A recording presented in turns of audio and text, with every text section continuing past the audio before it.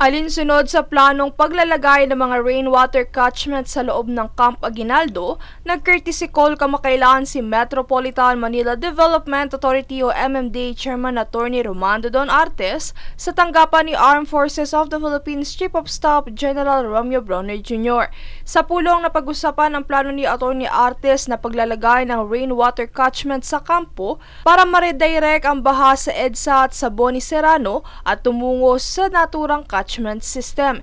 Ito ay bunsod ng mga nararanasang pagbaha sa kahabaan ng EDSA at Boni Serrano tuwing tag-ulan. Sa naganap na pagbisita kasama ni Artes na dumalo si MMDA General Manager Undersecretary Procopio Lipana at MMDA Public Safety Division Director Attorney Chris Santos Saruca Jr. Ito ay naganap sa AFP headquarters sa Camp Aguinaldo.